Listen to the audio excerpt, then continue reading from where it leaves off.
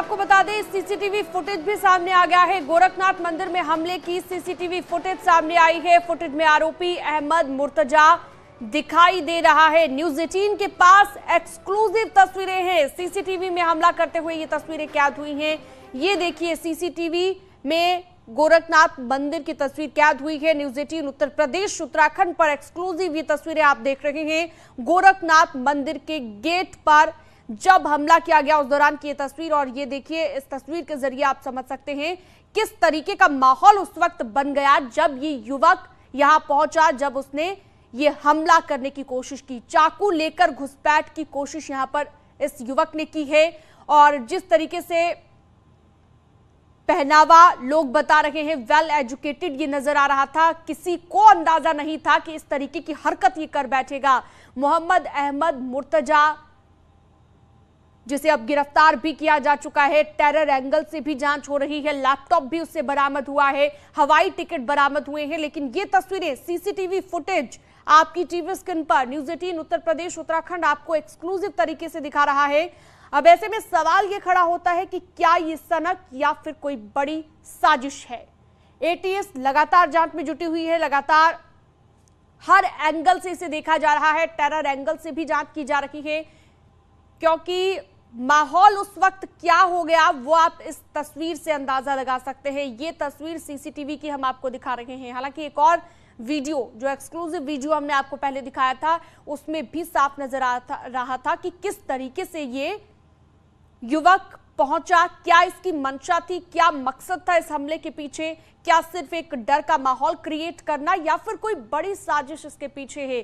तमाम चीजों को लेकर अभी जांच चल रही है। पीएसी के जवानों पर यह हमला किया गया, सीसीटीवी फुटेज भी लगातार हम आपको दिखा रहे हैं। तो देखिए, आप अंदाजा लगाइए, कोई भी इस तरीके से आता है और हमला करके माहौल, आसपास के लोगों की अगर हम बात करें तो आसपास के लोग भी बहुत कुछ यहां पर बात करते नजर आए। उनका यह भी कहना रहा कि वो युवक नारे लगा रहा था अल्लाहू अकबर के, और हमले की जो सीसीटीवी फुटेज है वो लगातार आपकी टीवी स्क्रीन पर हम आपको दिखा रहे हैं। तो एक्सक्लूसिव तस्वीरें न्यूज़ 18 उत्तर प्रदेश उत्तराखंड आपको दिखा रहा है। रामगोपाल लाइव जुड़ गए हैं हमारे सहयोगी इस पर ज्यादा जानकारी और बातचीत के लिए। रामगोपाल, एक वीडियो पहले भी आया था और अब सीसीटीवी फुटेज भी सामने आ गया है। अब जाहिर है कि इसे देखकर भी जांच की जाएगी और टेरर एंगल से भी जांच की जा रही है। अभी तक क्या बड़े खुलासे इस पूरे मामले को लेकर हो पाए हैं? बिल्कुल, अगर हम इस एक्सक्लूसिव सीसीटीवी फुटेज की बात करें तो देखिए, जो मंदिर का दीवार है वहां पे जो पीएसी के जवान हैं वो एकदम बैठे हुए हैं, और एक युवक जो है आगे बढ़ता है और बिल्कुल ये देखिए, ये अब जाके पुलिस वालों पे सीधा हमला करता है, और पुलिस वाले समझ नहीं पाते हैं कि क्या है। और पुलिस वाले जब तक अपनी जान बचाते हैं तब तक उनके ऊपर ताबड़तोड़ 4, 5, 6 कई हमले कर देता है। और मंदिर से ये देखिए कंटिन्यू वो हमले कर रहा है। और अब मंदिर से जब सिपाही और पीएसी के जवान आते हैं तो फिर उनके ऊपर हमला करने के लिए भागता है। और अब देखिए, वो युवक मंदिर के अंदर प्रवेश कर जा रहा है। यानी कि ये जो एक्सक्लूसिव सीसीटीवी फुटेज अपने पास है, ये बता रही है कि किस तरीके से जो युवक है, वो युवक यहाँ पे बैठे हुए जो लोग थे उनके पास आता है, और वो सिपाही बैठे हुए थे कि बिल्कुल सब कुछ सामान्य सा चल रहा था, और एकाएक वो आता है और उसके बाद वो उन लोगों पे हमला कर देता है। एक बार फिर से मैं उन तस्वीरों को दिखाने की अभी कोशिश करूंगा कि किस तरीके से जो पुलिस के जवान हैं वो बैठे हुए हैं और उनके ऊपर हमला होता है। ये आप अगर मैं कर्सर से दिखाऊं तो ये देखिए, यहाँ पे जहां मेरा कर्सर है इस वक्त युवक यहीं पे है। ये देखिए, भागते हुए बने रहिए हमारे साथ लगातार रामगोपाल। हम अपने दर्शकों को ये तस्वीरें दिखा रखे हैं, और देखिए इन तस्वीरों के जरिए आप समझ सकते हैं ये गोरखनाथ मंदिर का गेट है, और इस गेट पर क्या हुआ उस वक्त, कैसा माहौल बना, वो आप इन तस्वीरों के जरिए देख सकते हैं। जब तक वो समझ पाते, जब तक पीएसी के जवान जो वहां पर खड़े थे वो कुछ समझ पाते, तब तक वो युवक चाकू लेकर घुसपैठ करने की कोशिश कर चुका था। और लगातार जो तस्वीरें हम आपको दिखा रहे हैं ये सीसीटीवी फुटेज है, जिसके जरिए आप सीधे तौर पर समझ सकते हैं कि क्या तस्वीर उस वक्त यहां पर बनी। और ये देखिए, रेड सर्कल में ये वो शख्स है जिसने चाकू लेकर घुसपैठ करने की कोशिश की, अहमद मुर्तजा। जिसे अब गिरफ्तार भी किया जा चुका है। अब हर एंगल से जांच हो रही है, टेरर एंगल भी निकलकर सामने आ रहा है, लेकिन ये तस्वीरें समझना बहुत जरूरी हो जाता है। और आप देखिए काफी देर तक यहाँ पर दोनों के बीच जो यहाँ पर जवान मौजूद थे उनके बीच जो है मुठभेड़ भी एक तरीके की हुई है। रामगोपाल लगातार जुड़े हुए हैं हमारे सहयोगी। रामगोपाल, लगातार तस्वीरों के जरिए अपने दर्शकों को हम दिखा ही रहे हैं वो एक्सक्लूसिव सीसीटीवी फुटेज जो अब सामने आया है और कई सवाल ये खड़े करता है कि क्या ये एक सनक थी या फिर साजिश। आसपास के लोगों से भी आपने बात की है रामगोपाल, क्या उनका कहना रहा इस पूरी घटना को लेकर? बिल्कुल, आसपास के लोग भी यही कह रहे थे। आप देखिए 7:32 और 38 सेकंड का वक्त होता है शाम के, जब 7:32 और 38 सेकंड पे वो युवक इन सिपाहियों पे हमला करता है और 7:55 तक वो हमला करके मंदिर के अंदर प्रवेश कर जाता है। यानी कि 38 से लेके 55 सेकंड, मतलब कुल मिला के 14-15 सेकंड के अंदर वो पूरे इस घटना को अंजाम दे देता है और उसके बाद फिर वो मंदिर के अंदर चला जाता है। आसपास के भी लोग यही कहते हैं कि जब वो पहले वो गेट के बाहर हमला करता है, लेकिन जब वो अंदर जाता है तो वहां पे जो धार्मिक उन्माद वाले नारे हैं वो नारे लगाता है और उन नारों के साथ ही वो जो है वहां पे अपने पास जो हथियार रखा हुआ था, जो उसके पास बड़ी सी तलवार नुमा वो थी, उस पे वो हमला करता है और लगातार लोगों को मारने की कोशिश करता है। यानी कि आप अंदाजा लगाइए कि सिर्फ 14 सेकंड, पूरा ये जो सन की युवक था, ये जो युवक है, इसने 14 सेकंड के अंदर इस पूरे घटनाक्रम को अंजाम दिया है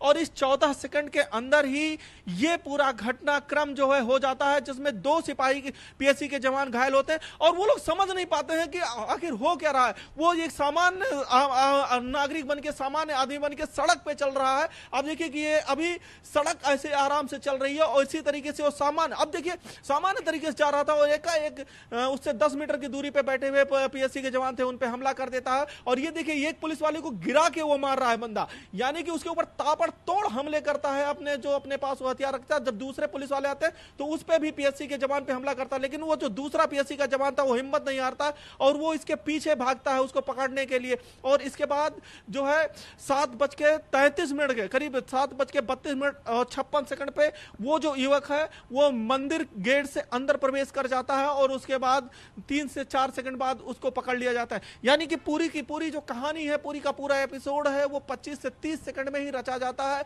और 25 से 30 सेकंड के अंदर युवक को पकड़ लिया जाता है। लेकिन जिस तरीके से ये वहां पे पीएससी के जवानों पे हमला करता है, पीएससी के जो जवान बैठे हुए हैं उन पे हमला करता है, ये कहीं ना कहीं ये गंभीर जांच का विषय है कि सब कुछ सामान्य चल रहा है, एक सामान्य यात्री की तरह सड़क से वो क्रॉस कर रहा है और उसके बाद वहां पे बैठे पुलिस के जो बाहर बैठे हुए जवान हैं उन पे हमला, पीएससी के जवानों पे हमला कर देता है।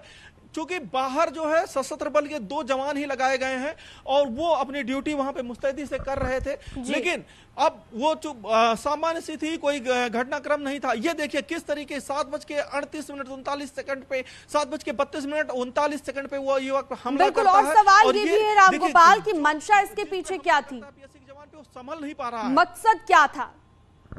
और ये जो हमला किया गया, जिस युवक ने ये हमला किया, मोहम्मद मुर्तजा, उनके पिता का क्या कहना है वो भी एक बार अपने दर्शकों को सुनवाते हैं। ये कहेंगे साहब, ये जो है बच्चा बिल्कुल मानसिक रूप से है और बिल्कुल संदिग्ध है, मतलब इसकी स्थिति जो है वो सही नहीं है कि मानसिक। और जो अपना भारतीय दंड संहिता के जो प्रावधान है सेक्शन 84, उसका जो है उसमें अनसाउंडनेस ऑफ माइंड एक रूल, तो ये इसकी कंडीशन टाइम टू टाइम, अब उस दिन क्या, उस दिन भी तबीयत ठीक नहीं थी इसकी, 2-2 दिन 3 दिन पे तबीयत ठीक रहती है, फिर खराब है। जिस टाइम खराब रहती है उस टाइम ये किसी की बात नहीं सुनता। पहले भी जब ये बीमार था तो इससे बात करो तो ये कहता तोड़ देंगे। तो घर में भी कभी किस तरह की हरकत किया था? वहाँ जब जामनगर वगैरह में, बम्बई में करता था ये। हाँ, जब शॉर्ट ट्रीटमेंट हुआ तो माइल्ड हुआ, लेकिन ये जो इसका हाई और लो था, ये इसका मतलब कभी खुश है तो बहुत अच्छा है और टेंशन में तो बात नहीं करना चाहता था, पानी भी गिलास मांगो तो ये डपट देता था। ठीक है,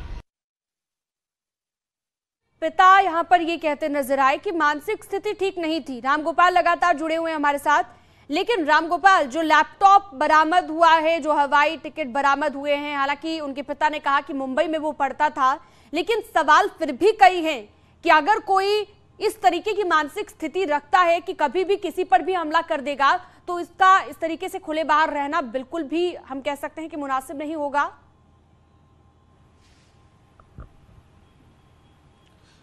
पिता तो अपने बेटे को बचाने के लिए दलीलें देंगे, और जिस तरीके की वो दलीलें दे रहे हैं कि वो मानसिक रूप से स्वस्थ नहीं था, ये तो अलग की बात होगी कि मानसिक रूप से स्वस्थ नहीं है, लेकिन एक सड़क पे चलते हुए एक व्यक्ति जो है पुलिस के जवानों पे, और जो सबसे सेंसिटिव इलाका है, सबसे हाई सिक्योरिटी जोन का इलाका है, उस जोन पे वो जाता है और पीएससी के जवानों पे हमला कर देता है, तो ये कहीं ना कहीं जांच का विषय है। और जिस तरीके से उसका दिल्ली जाने का भी उसके बैग में टिकट मिला है, या फिर वो मुंबई से आया था, केमिकल इंजीनियरिंग का छात्र रहा है, तो इसको इस तरीके से आप नहीं कह सकते हैं कि वो जो है बिल्कुल मानसिक रूप से सही नहीं था। अगर वो मानसिक रूप से सही नहीं था तो फिर उसका क्या इलाज चल रहा था, इस पे अभी घर वालों की तरफ से कोई सफाई नहीं आई है कि उसका इलाज चल रहा था। नहीं, इस पे जो है अब एटीएस चूंकि इस पूरे मामले की जांच कर रही है, अभी नया लैपटॉप भी आया है 1.5 महीना पहले। युवक बार बार अपने बयान भी अपने उसमें पलट रहा था, उसका एक कहना था कि लैपटॉप चल नहीं रहा है, तो उसके भी अब एटीएस चूंकि बड़े स्तर पे इसकी जांच कर रही है। रात से ही एटीएस इसमें सक्रिय हो गई, उनके घर वालों से भी पूछताछ की है, उनके परिजनों से पूछताछ की है, युवक को भी हिरासत में लिया है। तो इस पूरे घटनाक्रम की जांच चल रही है, और पूरे घटनाक्रम। और इसी बीच बड़ी खबर, गोरखपुर मामले को लेकर गृह विभाग की बैठक। बड़ी खबर, एसीएस होम अवनीश अवस्थी ये बैठक ले रहे हैं। बड़ी जानकारी आपको बता दें, पुलिस अधिकारियों के साथ ये बैठक जारी है इस वक्त। गोरखपुर मामले पर गृह विभाग की ये अहम बैठक, बेहद गंभीर ये मसला बन चुका है, क्योंकि अब कई चीजें ऐसी निकलकर सामने आ चुकी है, कई ऐसे खुलासे मामले को लेकर हो चुके हैं कि बैठक करना बेहद जरूरी हो जाता है। गृह विभाग ये बैठक कर रहा है गोरखपुर मामले को लेकर, और जो युवक की करतूत है वो सामने आने के बाद अब ये बैठक हो रही है। पुलिस अधिकारियों के साथ ये बैठक जारी है। एसीएस होम अवस्थी जो है ये बैठक ले रही हैं। हमारे साथ ऋषभ मणि फोन लाइन पर मौजूद हैं। ऋषभ, बताइए और क्या अपडेट्स मिल रहे हैं इस मीटिंग को लेकर, कब ये मीटिंग शुरू हुई? देखिए, गोरखनाथ मंदिर की सिक्योरिटी रिव्यू की बात पहले से ही चल रही थी, यह तय हो गया था। वहां के लिए कुछ पोस्ट अलॉट कर दी गई थी और डिप्टी एसपी लेवल के एक अधिकारी को वहां का प्रभारी बनाया जाना तय हो गया था। लेकिन ये सारी चीजें पाइपलाइन में थी, अभी हो नहीं पाई थी। उनका अप्रूवल जरूर हो गया था, शासनादेश भी जारी हो गया था। तो अब इसको जिसको कहते हैं कि इमरजेंसी लेवल पे इसको डील किया जा रहा है कि इसको तुरंत इनकी तैनाती कर दी जाए। तो अब ये देखा जा रहा है कि हमें कितने पदों की वहां पे जरूरत हो सकती है, वहां पर कौन कौन से इक्विपमेंट्स हमें चाहिए होंगे। जो डोर फ्रेम मेटल डिटेक्टर है वो वहां पे होना चाहिए। जो हमें जानकारी है कि वहां पर एक बम स्क्वाड पहले से ही है, वहां पर स्निफर डॉग का एक स्क्वाड पहले से ही है। क्या वहां पर और ट्रेन पुलिस कर्मियों की जरूरत होगी, इस बाबत मीटिंग चल रही है। वहां की सिक्योरिटी के इंतजाम कैसे होनी चाहिए, ये भी मीटिंग में डिस्कस किया जा रहा है। तो गृह विभाग, पुलिस और जो स्पेशल एजेंसीज हैं, एसटीएफ, एटीएस, उनके अधिकारी भी इस बैठक में मौजूद हैं। तो वो उस रिव्यू करने के बाद जो मिनट्स ऑफ मीटिंग है उसमें शायद ये बात साफ हो सके कि वहाँ की इस वक्त क्या क्या जरूरतें हैं, और जल्द से जल्द वो जरूरतें पूरी की जाएं और गोरखनाथ मंदिर को और सुरक्षित बनाया जा सके। बिल्कुल, आप बने रहिए हमारे साथ। ऋषभ और रामगोपाल हमारे साथ जुड़े हुए हैं। गोरखपुर के एसएसपी का इस पूरे मामले को लेकर क्या कहना है, आपको सुनवाते हैं।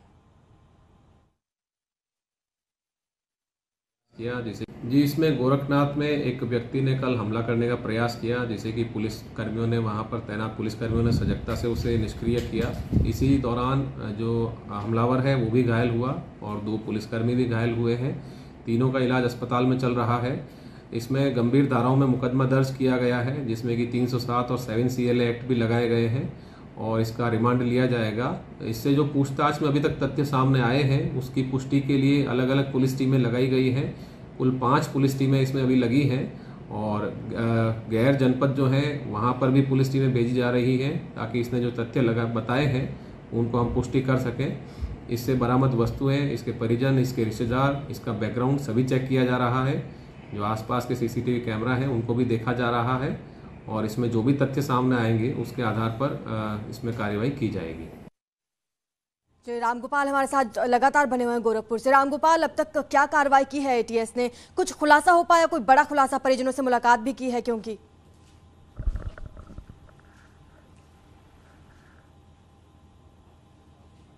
दिल्ली जाने वाला था और गोरखपुर का रहने वाला है, तो उसके बाद पूरे मामले को श्री रामगोपाल, मैं आपके पास लौटूंगी। ऋषभ भी हमारे साथ जुड़े हुए हैं। ऋषभ, अब तक एटीएस ने कुछ खुलासा किया कि परिजनों से मुलाकात करने के बाद कोई बड़ी बात सामने आई हो? अब्बासी है वो बार बार अपने बयान बदल रहा है, तो उसके बयानों की तस्दीक करवाई जा रही है। जैसे एसएसपी साहब भी कह रहे थे कि 5 टीमें बना दी गई हैं, वो 5 टीमें अभी तक अब्बासी ने जो बयान दिए हैं उनकी तस्दीक करने के लिए लगाई गई हैं। और उसके पास जो गैजेट्स मिले हैं, उसका फोन है, उसका लैपटॉप है, उसका डेटा रिट्रीव किया जा रहा है ताकि उसके बयानों को वेरीफाई कराया जा सके इलेक्ट्रॉनिकली और डिजिटली। जब तक वो वेरीफाई नहीं हो जाते हैं तब तक एटीएस किसी भी नतीजे पर नहीं पहुंच सकती है, जो हमारी वहां पर अधिकारियों से बात हुई है। तो अभी अब्बासी के जो बयान है उनकी तस्दीक करवाई जा रही है, उनको वेरीफाई करवाया जा रहा है और उसके पास जो भी गैजेट्स थे, लैपटॉप, फोन है, उनका डेटा रिट्रीव करके तमाम जानकारियां जुटाई जा रही हैं। तो क्राइम हिस्ट्री भी जांची होगी। ऐसा कोई क्राइम सामने आया है या फिर किसी केस में इन्वॉल्व रहा हो? परिजनों ने क्या कुछ कहा है? का यही कहना है कि वो जो अभी तक कह रहे हैं वो यही बताने की कोशिश कर रहे हैं कि वो मेंटली अनस्टेबल है, उसकी मानसिक स्थिति अच्छी नहीं है। लेकिन उनसे भी बार बार सवाल किया जा रहा है कि अगर वो उसकी मानसिक स्थिति अच्छी नहीं है तो उसका कहाँ इलाज चल रहा था, कब से इलाज चल रहा था। जो बातें निकल के सामने आ रही थी कि वो केमिकल इंजीनियर है, आईटी का पढ़ा हुआ है, पत्नी से भी उसके संबंध खत्म हो गए जिसकी वजह से वो तनाव में था, ऐसी बातें भी सामने आ रही। तो इन तमाम बातों की तस्दीक की जा रही है कि जब एक प्रॉपर इन्वेस्टिगेशन आरंभ हो जाती है और एटीएस जैसी एजेंसी उसकी विवेचना करती है तो वो बात सिर्फ बयानों तक सीमित नहीं रहती, उन बयानों को वेरीफाई किया जाता है, उनको क्रॉस चेक किया जाता है और उसमें जो भी उनके पास सर्विलांस के संसाधन मौजूद हैं, इसीलिए एटीएस को भी लगाया गया है क्योंकि उनके पास हाईली सोफिस्टिकेटेड गैजेट्स होते हैं, उनके पास बहुत सारे संसाधन मौजूद हैं जिससे इन सारी बातों की तस्दीक की जा सकती है। तो अभी वही फेज चल रही है कि अब्बासी ने जो बयान दिए हैं उसके बारे में जो जानकारी मिल रही है उसको तस्दीक किया जा रहा है।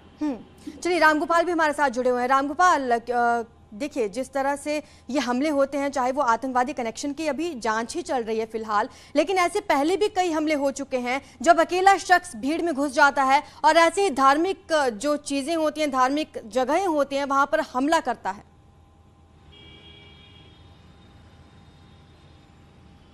बिल्कुल, और इसका एक ताजा उदाहरण फ्रांस का अगर हम ले सकते हैं कि फ्रांस में 2020 में ही एक व्यक्ति आता है और वो चर्च पे अकेले ही हमला कर देता है।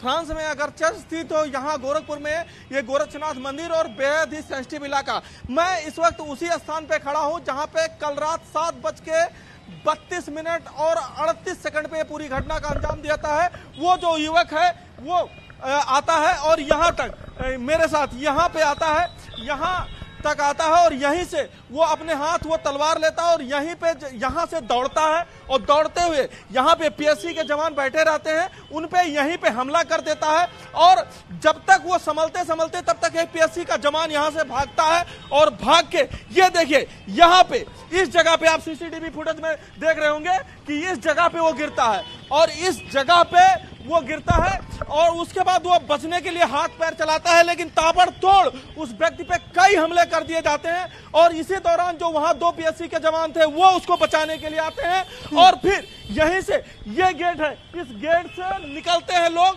और ये पीएससी के जवान आगे आते हैं, लेकिन वो अपने हाथ में जो तेजी से एक अस्त्र लिए रहता है वो फिर तुरंत इधर की तरफ भागता है। यानी कि 7:33 पे उस गेट के अंदर वो एंट्री लेता है और यहाँ पे ये पुलिस और पीएससी के जवान ऐसे रात में भी तैनात रहते हैं और ये लोग जो है ये जब तक समझ पाते कुल 22 से 24 सेकंड के अंदर वो जो युवक है वो युवक धार्मिक नारे लगाते हुए यहाँ पे पहुंच जाता है और यहाँ पे फिर पीछे से पीएससी और फोर्स के जवान और आगे से पीएससी और फोर्स के जवान उसको घेर लेते हैं और जो स्थानीय दुकानदार हैं वो भी उसको यहीं पे घेर लेते हैं और यही वो स्थान है जहां पे वो पकड़ लिया जाता है। यानी कि हमले कुल 30 से 35 सेकंड के अंदर उसको यहाँ स्थानीय लोग और पुलिस की मदद से पकड़ लिया जाता है। लेकिन अब सवाल यही है कि ये जो परिजन कह रहे हैं कि ये मानसिक रूप से विक्षिप्त था या इसकी इलाज चल रही थी, ये इस बात में कितना दम है ये तो एटीएस की जांच में पता चलेगा।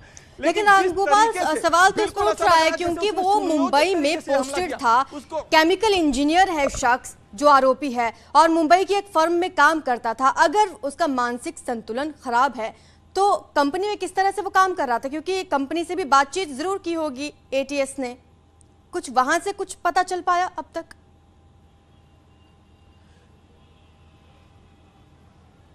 नहीं, उस युवक का ये कहना था कि उसकी पत्नी उसको छोड़ के चली गई है, उसकी नौकरी भी उससे छूट चुकी है और घर वाले भी इसी तरीके का दलील दे रहे हैं। लेकिन अगर आपकी पत्नी छोड़ के चली गई हो या आप की नौकरी छूट गई हो तो क्या आप इस तरीके की घटना को अंजाम दे सकते हैं?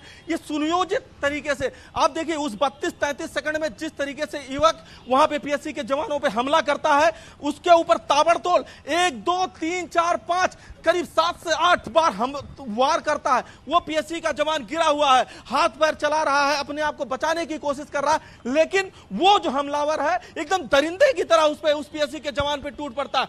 शुक्र यह है कि यहाँ पे पुलिस फोर्स की मौजूदगी होती है, पीएससी के जवान मौजूद होते हैं और अंदर जो गोरखनाथ मंदिर के लोग होते हैं वो बाहर निकलते हैं और इस जो हत्यारा है, ये जो आरोपी युवक है, ये जो दरिंदा है, इसको पकड़ने का काम यहाँ पुलिस फोर्स के साथ एलआईयू की टीम और स्थानीय लोग करते हैं। रामगोपाल, आपने जानकारी दी थी कि आरोपी के पास से एक प्लेन की टिकट मिली है और एक लैपटॉप मिला है, तो ये टिकट कहां से कहां के लिए मिली है और लैपटॉप से कुछ खुलासा हो पाया, कोई ऐसी पुख्ता जानकारी मिली हो?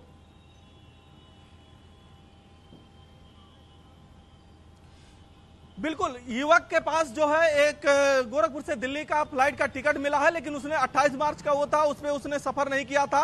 और जहां तक रही बात लैपटॉप की, तो लैपटॉप युवक का यह कहना है कि उसने 1.5 महीना पहले अभी उसने एप्पल का लैपटॉप मंगाया था करीब 1,94,000 रुपए का, जिसमें से 1,02,000 रुपए उसके पिता ने दिया था और कुछ रुपए उसने अपने क्रेडिट कार्ड से लिए थे और लैपटॉप काम नहीं कर रहा है, इस कारण वो रखा हुआ। अब एटीएस की टीम उसकी लैपटॉप से लेकर उसके मोबाइल तक, उसके गैजेट से सब कुछ छानबीन कर रही है कि किस तरीके से इस युवक ने इस तरीके की घटना को अंजाम दिया और इतनी बड़ी वारदात इस हाई सिक्योरिटी जोन, ये हाई सेंसिटिव जोन है, ये इस हाई सिक्योरिटी जोन और हाई सेंसिटिव जोन में उसने इस घटना को अंजाम दिया। यहां से 200 मीटर की ही दूरी पर जब योगी आदित्यनाथ यहां पे रहते हैं, बतौर मुख्यमंत्री वो यहीं पे निवास करते हैं और यहां पे वो इस तरीके की घटना का आके अंजाम दे रहा है और उसके सामने ये जो प्रत्यक्षदर्शी यहां पे जो तमाम दुकानदार हैं, ये लोग अपनी आंखों से देखते हैं कि किस तरीके से धार्मिक उन्माद के नारे लगाता हुआ वो युवक अंदर घुसता है और अपने और जो जिस मकसद से वो आता है उसको हालांकि वो शायद पूरा नहीं कर पाया, लेकिन वो धार्मिक नारे लगाते हुए अंदर की तरफ मंदिर में प्रवेश कर जाता है। जी, लेकिन सवाल ये भी है कि इतने घंटे बीत चुके हैं, कल शाम को ये घटना हुई, इस वारदात को अंजाम दिया गया, अब तक बड़ी कार्रवाई क्या हुई है? कोई साथी के बारे में कुछ पता चल पाया? किसके साथ संपर्क में था आरोपी?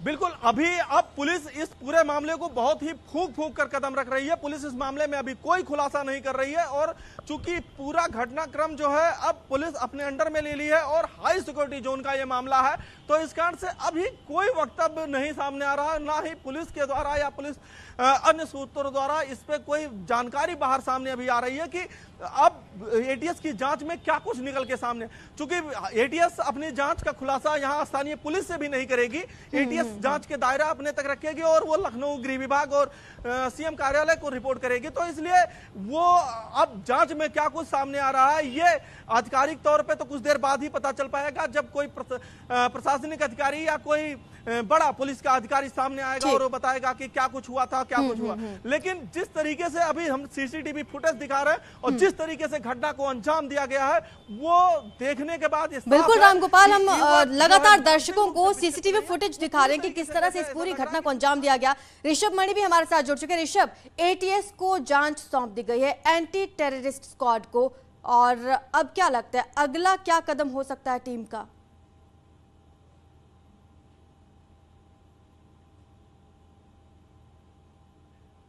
ऋषभ के साथ एक बार फिर से कनेक्ट करने की कोशिश करेंगे। रामगोपाल, आप ही इस सवाल का जवाब दीजिए कि एटीएस को जांच सौंपना, आप समझ रहे हैं, बहुत बड़ी बात है अपने आप में, एंटी टेररिस्ट स्क्वाड है, अगला क्या कदम हो सकता है इस टीम का?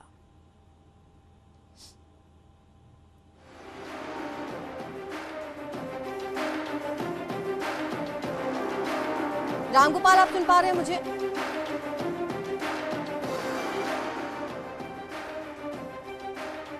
चलिए अपने सहयोगियों के साथ एक बार फिर से जुड़ने की हम कोशिश करेंगे। फिलहाल आप ये वीडियो देखिए, सीसीटीवी फुटेज सामने आया है और आरोपी ने किस तरह से हमला किया है पीएसी के जवानों पर। आप देख सकते हैं गोरखनाथ मंदिर में घुसने की कोशिश कर रहा था ये आरोपी। हालांकि बताया यह जा रहा है परिजनों द्वारा कि इसका मानसिक संतुलन खराब है, लेकिन आपको बता दें केमिकल इंजीनियरिंग की पढ़ाई की है इसने और मुंबई में एक फर्म में काम करता था।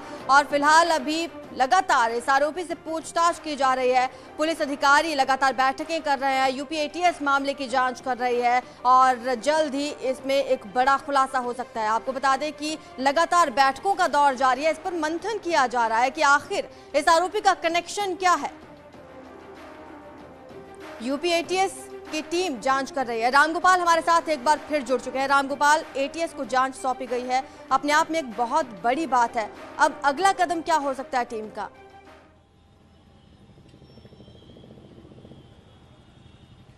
चूंकि अब थोड़ा इंतजार और करना पड़ेगा कि इस पूरे जांच में क्या कुछ सामने निकल के आ रहा है। जिस तरीके से परिजन ये दावा कर रहे हैं कि जो है वो युवक मानसिक रूप से उसका इलाज चल रहा है, स्वस्थ नहीं है, तो अब थोड़ा सा इंतजार करना पड़ेगा। चूंकि मामला बेहद ही सेंसिटिव है, मामला मुख्यमंत्री की सुरक्षा से जुड़ा हुआ है और मुख्यमंत्री के मंदिर से जुड़ा हुआ है, तो इसलिए यहाँ पे जो अधिकारी हैं वो भी बहुत ही फूंक फूंक कर कदम रख रहे हैं। और शायद इसीलिए आप देखिए कि जिस गेट पे कल तक कोई सुरक्षा मतलब जांच नहीं होती थी, सिर्फ सुरक्षा के जवान और पीएससी के गार्ड यहाँ पे तैनात थी, आज वहां पे जो भी व्यक्ति एंट्री ले रहा है उन सारे लोगों की जांच की जा रही है। सभी लोगों का बाकायदा यहाँ पे चेकिंग की जा रही है और चेकिंग के बाद ही उन लोगों को एंट्री दी जा रही है। तो इस तरीके की यहाँ पे जो है अब गोरखनाथ मंदिर में सुरक्षा व्यवस्था बढ़ा दी गई है और लगातार यहाँ पे भी अब सुरक्षा सख्त कर दी गई है। और गोरखनाथ क्षेत्र पहले से ही हाई सेंसिटिव जोन में था, अब इसको और भी यहाँ पे सुरक्षा व्यवस्था मजबूत की जा रही है। जहां तक रही आरोपी युवक की, तो आरोपी युवक जब तक अब एटीएस और यूपी एसटीएफ के साथ साथ जो स्थानीय पुलिस है, इनकी जो विशेष स्क्वाड है, चाहे वो क्राइम ब्रांच हो, एसओजी हो, अदर की टीम है, वो लोग लगातार युवक पे नजर रखे हुए हैं, पूछताछ कर रहे हैं। और उसके बाद जब तक अब एटीएस के द्वारा नहीं बताया जाएगा तब तक कुछ भी बात सामने नहीं आएगी। जी, सीसीटीवी फुटेज हम लगातार अपने दर्शकों को दिखा रहे हैं और सवाल मन में यही आ रहा है कि मंशा क्या थी आरोपी की?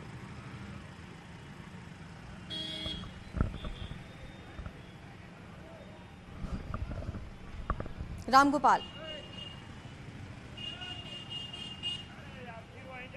बिल्कुल, अगर हम मंशा की बात करें तो मैं एक बार फिर से वो पूरा वाकया आपको दोहराने की कोशिश करूंगा और मंशा आप अपने आप समझ जाएंगे कि किस तरीके की। ये देखिए, मैं मंदिर के अंदर हूं और अब मैं मंदिर के बाहर निकल रहा हूं। जिस तरह जहां पे कल जिस तरीके से घटना को अंजाम दिया गया है, उसको मैं एक बार उसकी मंशा जो बार बार हो रही है कि मंशा क्या थी, तो किसी विक्षिप्त युवक की मंशा ऐसे होती है कि वो किसी पे हमला कर दे। लेकिन एक पुलिस वाले को पकड़कर एक बार, दो बार, तीन बार, चार बार, पांच बार लगातार कई बार वो करता है, तो उसकी मंशा कहीं ना कहीं संदेह के घेरे में है, सवालों के घेरे में है। आप देखिए यहाँ पे ये जो स्थान है, ठीक इसी स्थान पे पीएससी के जवान यहाँ पे यहीं पे बैठे हुए थे और यहीं पे वो 3 कुर्सियां लगी हुई थी, 3 जवान यहाँ पे बैठे हुए थे।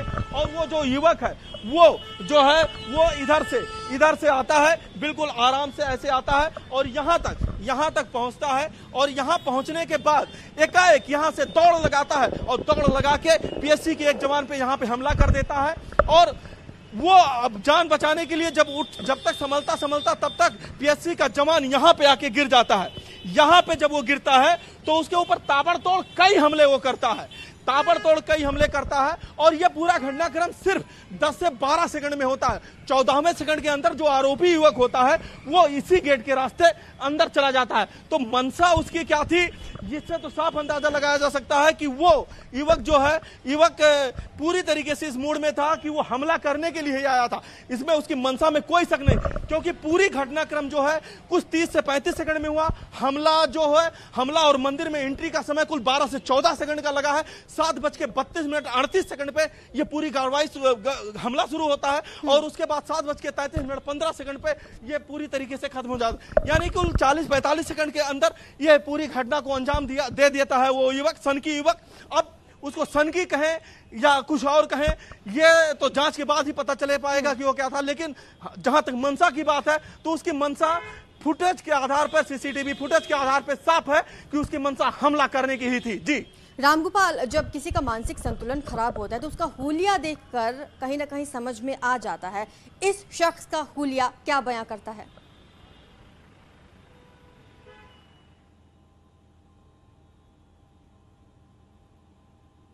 चलिए रामगोपाल, मैं आपके पास लौटूंगी। हमारे एक और सहयोगी हमारे साथ जुड़ चुके हैं। और अनिल, आप इस वक्त कहां पर मौजूद हैं? देखिए, मैं इस वक्त मौजूद हूं, जो हमलावर था अहमद अतीक बासी, उसके घर पे मैं मौजूद हूं। और इस समय देख सकते हैं कि लगातार वहां पे पुलिस का पहरा है और इस वक्त कोई भी बोलने को तैयार है। हालांकि उनके पिताजी मुनीर अहमद से हमारी बात हुई है। उनका कहना है कि उनके बेटे की मानसिक स्थिति ठीक नहीं है और हम कोशिश करेंगे कि उनसे बात हो और वो अपनी बात कह पाए। हमारे साथ मुनीर अहमद जी हैं, जो हमलावर के पिता है, और उनसे बात करेंगे। सर, कल जिस तरह से हमला हुआ है उस पर आपका क्या कहना सर?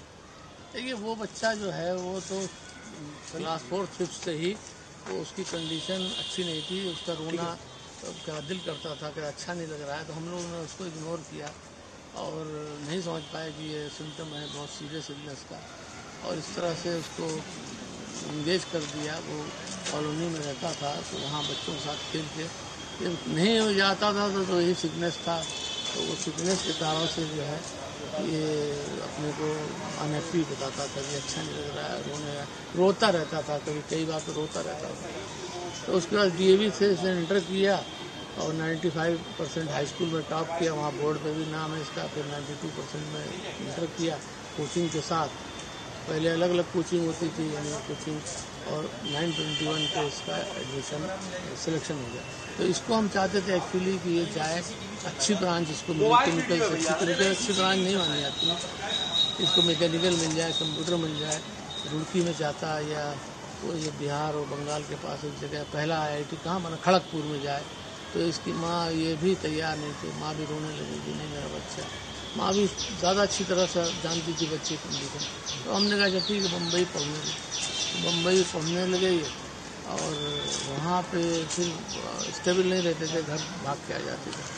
पास करने के बाद इनको रिलायंस में नौकरी मिल गई। रिलायंस में नौकरी मिल के वहाँ भी स्टेबल नहीं रहे, ये अक्सर बोल कर जाते थे। पहले भी आपको मैंने बताया कि जो थे ये कमरे में रह जाते थे, अक्सर वहाँ हालचाल लेती थी। बिल्कुल शक हो जाता था कि भाई ये लगता है ये नहीं जाता है, तो अक्सर जब चेक करे तो बैठा रहता था। तो करीब 8-10 महीने काम करने के बाद रिज़ाइन करके चला आया। तो वहाँ में काम मज़ा नहीं आ रहा, हमारे नॉलेज है काम वहाँ उस लायक नहीं है। और फिर उसने कहा कि हम तो ऑलरेडी 2-3 महीने पहले रिज़ाइन कर चुके थे, लेकिन सीनियर लोगों ने बड़ा समझाया, नहीं बेटा ज्वाइन करो, नौकरी कहाँ मिली। तो फिर 1 साल के 6 महीने, 1 साल के ऊपर, ये 16 में रिटायर होकर आया था। 16-17 में इसने कहा कोई टाइम इसलिए कि हमको नौकरी चाहिए। तो हम क्योंकि उस समय SRI में GM थे रिफाइनरी में, जामनगर में, तो ये लोग मुंबई रहते थे। तो हमने जो था इनको देखा, वो फिर इनको नौकरी की बात फिर इंटरव्यू हुआ ऑनलाइन, तो सिलेक्शन हुआ। फिर मैं अपनी माँ के साथ जुलाई 2017 में आ गया। और 17 ही में इनकी फिर तबीयत मेजर पहले ख़राब नहीं हुई थी। इनके 6-7 दिन हम लोग जब गोरखपुर हस्बैंड वाइफ आए थे, तो तब हम लोग इनको छोड़ के आए। इनको नींद नहीं आई, क्योंकि वहाँ पे डॉक्टर आदमी करते हैं, उनको दिखाया गया तो दवा दिया तो फ़ायदा हुआ, ठीक करने लगे। फिर 2018 अप्रैल में, असल में 18 फरवरी में काफ़ी इनको स्ट्रेस पड़ गया था। एक छोटा शट डाउन था, उसमें इनकी ड्यूटी बहुत लंबी थी, 15-18 घंटे की थी। तो वो हमको लगता है वो कारण था, ये हेलुसिनेशन इनको हो गया, जो कि माना जाता है कि बहुत मेजर इवेंट है अनसाउंडनेस ऑफ माइंड में। तो इनको वहाँ बस से उतरे नहीं, प्लांट में ही, मतलब फैक्ट्री प्रेमाइसेस में हुआ। तो वहाँ हेल्थ सेंटर गए, चीफ मेडिकल ऑफिसर ने कहा भाई इन लोगों का, मुझे बुलाया गया, बोला कि भाई अनफिट है, आप इसका ट्रीटमेंट हम लोग कराइए, फिट हो जाएगा, फिटनेस लेकर तब आइए। तो हम वही फिर अरुण खत्री को दिखाया 10-15। कल की घटना जो हुई है उसको लेकर क्या कहेंगे? जिस तरह से जिहादी नारे लगा रहे, तो उस पर आपका क्या कहना है? देखिए, जिहादी नारा तो नहीं है वैसा, उसको ये तो इसको एक्सप्लेन हम बात करेंगे। पहले हमने बताया कि यहाँ पे 2 दिन पहले, परसों यानी 2 को, तो 2 व्यक्ति संदिग्ध अवस्था में घूम रहे थे, काला पैंट टी-शर्ट, और रिवॉल्वर भी बाद में देखा गया कि लगी हुई है, और पूछ रहे थे मोहम्मद मुर्जा कौन है। उनको जब जवान में मिला तो उसमें एक आदमी जो काम झाड़ू में देता है, सफाई करता है, खेत देखता है डॉक्टर साहब को, तो उसको उसने कहा चलिए डॉक्टर साहब पास चले। डॉक्टर साहब पास गए तो एक आदमी एक बाहर रहा, मोटरसाइकिल आगे खड़ी कर दी। पहले खूब इन्होंने देखा उसको, बॉडी सीसी फुटेज के साथ बोर्ड देखा। उसके बाद जो है इन्होंने जो है गए, मतलब गए तो बोले वो कहाँ है, आपके बेटे हैं? तो कहने भतीजा है। तो ये बोले कि भाई ऐसा है कि उनके खिलाफ एक सम्मन है, नोटिस है सिविल दीवानी, तो उनका भाई दिखाइए। बोले इसको 36 लाख का है। उन्होंने मांगा भाई दिखाइए, हम बुलवाते हैं उनको। तो बोल नहीं आपको नहीं देंगे, वो उनको देंगे। तो मैं उनका अच्छा ठीक है, आप हम आदमी बुलाते हैं, आपको भेज देते हैं उनका, तो उनको दे दीजिए, बात कर लीजिए, बात करेंगे। तो ये अपने कंपाउंडर को भेजा कि जाओ। अच्छा वो आदमी जो था, वो आदमी इन्होंने कहा बैठिए, तो नहीं हम बाहर बैठते हैं। तो ऑब्वियस है डॉक्टर के चैम्बर में क्यों बैठेगा, बाहर जहाँ पेशेंट का है वहाँ बैठे। उसके बाद जब वो आदमी आया तो ये धीरे धीरे चलते निकल गए और ये मोटरसाइकिल बैठ के हो गए दोनों लोग। तो इस जब भाई को बताया तो उनको चिंता हुई, यार कौन सा ये नोटिस है कि नोटिस देना चाहिए कि ऐसा तो नहीं कि ऊपर जो है सर्विस रिफ्यूज़ल दिखा करके इन्होंने आए और ये फिर डिग्री भी ले लें। तो फिर हमारे भाई ने, हम तो एक्चुअली बाद में आए, हमको तो सुना तो भाई ने जो था कि ऐसा कि हमसे बताया कि भाई कि हम आएगी मंडे को, हम लोग जो है कचहरी में देखेंगे कि कोर्ट वगैरह कहाँ से नोटिस सम्मन आया। कल की जो घटना उससे आपका क्या? हाँ, तो वो एक्चुअली क्या है, बाद में फिर जब इनकी नंबर, इनकी हुलिया, पिस्तौल की पूरी बात हम आपको सुनाएंगे। ये आरोपी मुर्तजा के पिता हैं जिन्हें आपने सुना। रामगोपाल हमारे साथ लगातार जुड़े हैं। रामगोपाल, जिस तरह से उनके पिता को आपने सुना कि वो लगातार ये कह रहे हैं कि वो जो आरोपी है वो उसका मानसिक संतुलन सही नहीं है, अगर ये बात साबित हो जाती है तो आगे क्या कदम होगा टीमों का?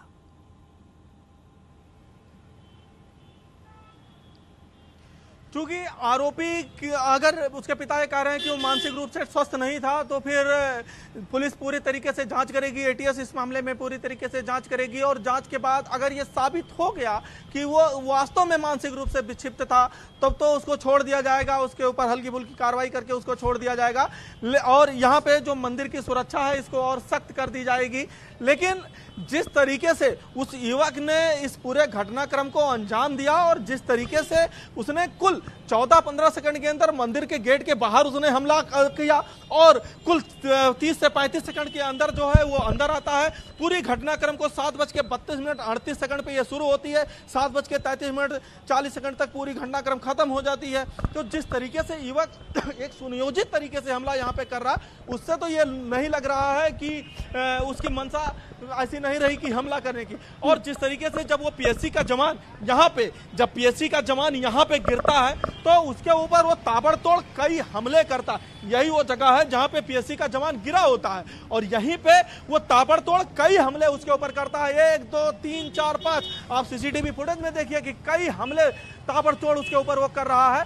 तो अब इसकी मंशा तो कहीं ना कहीं क्षति पहुंचाने की थी, लेकिन जिस तरीके से बाद में वो बार बार बयान बदलने लगा और बार में ये कहने लगा कि मेरी पत्नी मुझको छोड़ के चली गई, नौकरी छूट गई है, मुझे गोली मार दो, इस तरीके की अजीब बयान भी देने लगा और इसीलिए मैं यहाँ पे आया था। तो ये अभी जो है किसी के गले नहीं उतर रहा है और ये कोई अभी मानने को तैयार नहीं है कि इसकी मंशा जो ये मानसिक रूप से विक्षिप्त है और सिर्फ इसी तरीके की हमला ये कर दिया। इसके पहले या किसी तरीके की इस तरीके की कोई घटना का अंजाम या इसने दिया था या अपने घर वालों पे कभी इस तरीके की जानलेवा हमला किया। क्योंकि अगर आदमी मानसिक रूप से विक्षिप्त है तो सबसे पहले वो अपने घर वालों पे ही हमला करेगा, अपने रिश्तेदारों पे हमला करेगा। क्या इस तरीके की वो हमला किया है, इसमें अभी परिवार की तरफ से कोई बृहद सफाई या कोई एविडेंस नहीं दिया गया है। जी खैर, ये तो जांच का विषय है। एटीएस लगातार जांच पड़ताल कर रही है, उसके फोन कॉल्स खंगाले जा रहे हैं, लैपटॉप से उसका देखा जा रहा है, तमाम कॉन्टैक्ट उसके देखे जा रहे हैं, पूछताछ भी लगातार जारी है। रामगोपाल, ये बताइए कि इस हमले के बाद अब वहाँ पर किस तरह की व्यवस्था की गई है, जवान डिप्लॉय किए गए हैं वहाँ?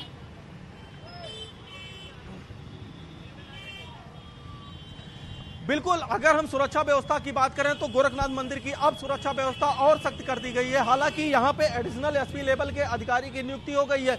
मंदिर के अंदर ही चौकी है और ठीक सामने, अगर मैं ठीक सामने दिखाऊं तो ये गोरखनाथ थाना है जो निर्माणाधीन है और इसके पीछे अभी गोरखनाथ थाना चल रहा है। तो यानी कि थाना भी मंदिर के ठीक सामने है, मंदिर और थाने की नई बिल्डिंग बन रही है, इसके पीछे गोरखनाथ थाना है और उसी से गेट पे, यानी कि 50 मीटर भी नहीं होगा। और ये गेट है, गेट पे जो है यहाँ पे परमानेंट होमगार्ड के जवान, पीएससी के जवान, पुलिस के जवान यहाँ पे तैनात रहते हैं। रामगोपाल, और सिर्फ आप लगातार विजुअल्स हमें दिखा रहे हैं, आपने